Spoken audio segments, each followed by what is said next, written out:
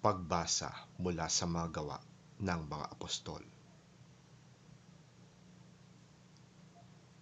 May dumating doon na ilang taong mula sa Judea at nagturo sa mga kapatid. Kapag hindi kayo nagpatuli ayon sa kaugaliang itinuturo ni Moises, hindi kayo maliligtas. Mahigpit itong tinutulan nina Pablo at Bernabe at naging mainitan ang kanilang pagtatalo.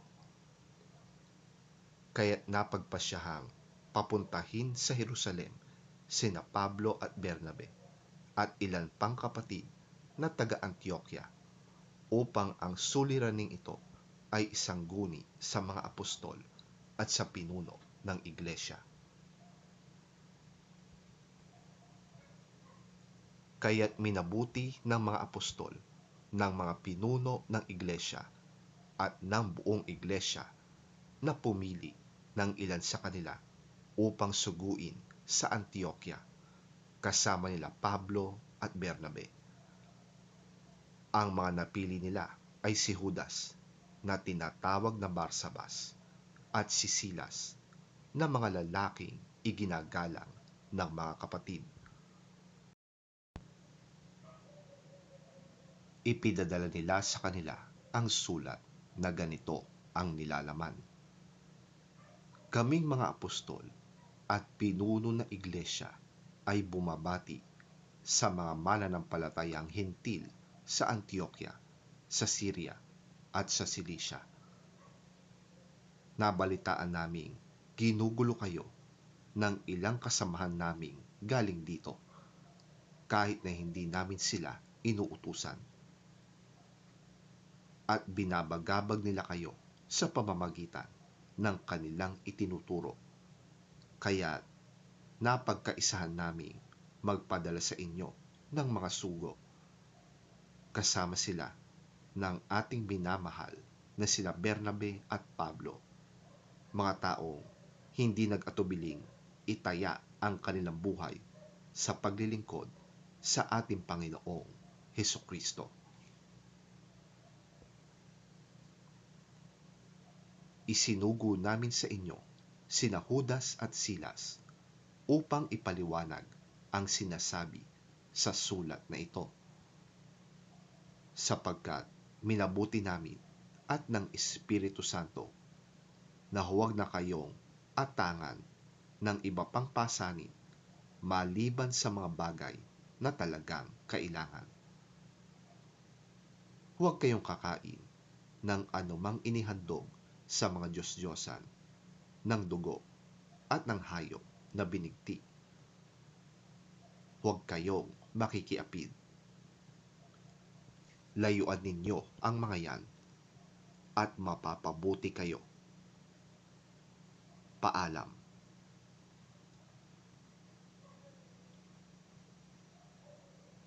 Ang salita ng Diyos. Salamat sa Diyos.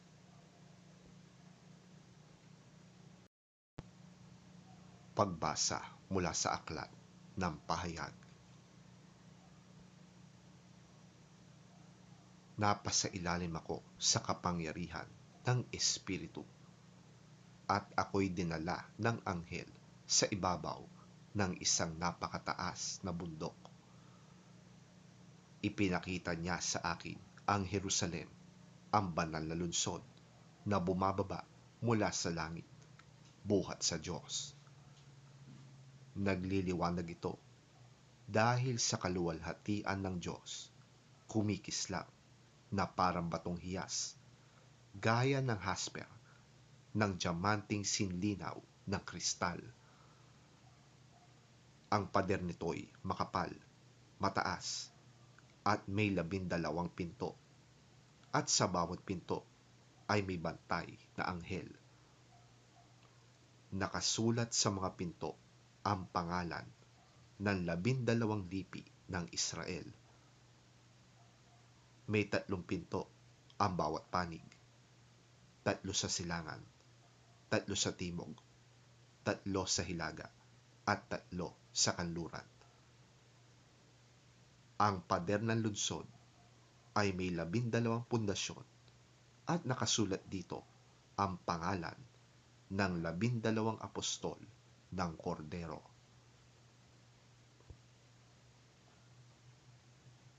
Napansin ko na walang templo sa lungsod sapagkat ang nagsisilbing templo roon ay ang Panginoong Diyos na makapangyarihan sa lahat at ang Kordero.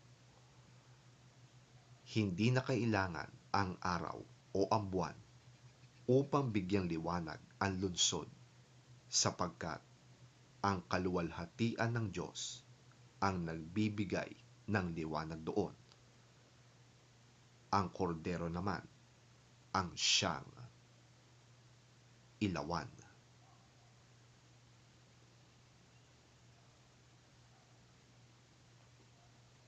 Ang salita ng Diyos. Salamat sa Diyos.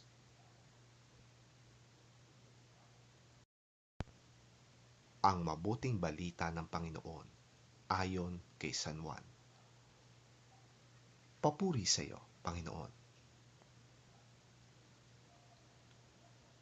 Sumagot si Jesus, ang umiibig sa akin ay tumutupad ng aking salita.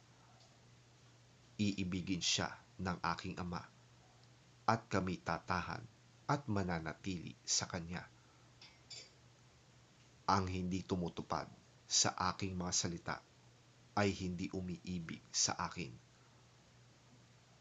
Ang salitang narinig ninyo ay hindi sa akin, kundi sa Ama na nagsugo sa akin. Sinabi ko na sa inyo ang mga bagay na ito habang kasama pa ninyo ako. Ngunit ang tagapagtanggol, ang Espiritu Santo na isusugo ng Ama sa pangalan ko, ang siyang magtuturo sa inyo ng lahat ng bagay at magpapaalala ng lahat ng sinabi ko sa inyo. Kapayapaan ang iniiwan ko sa inyo. Ang aking kapayapaan ang ibinibigay ko sa inyo. Hindi ito katulad ng kapayapaang ibinibigay ng mundo. Huwag na kayong mabalisa. Huwag na kayong matakot. Sinabi ko na sa inyo, ako'y aalis, ngunit ako'y babalik. Kung iniibig ninyo ako, ikagagalak ninyo ang pagpunta ko sa Ama, sapagkat higit na dakila ang Ama kaysa sa akin. Sinasabi ko na ito sa inyo bago pa mangyari, upang kung mangyari na, ay manalig kayo sa akin.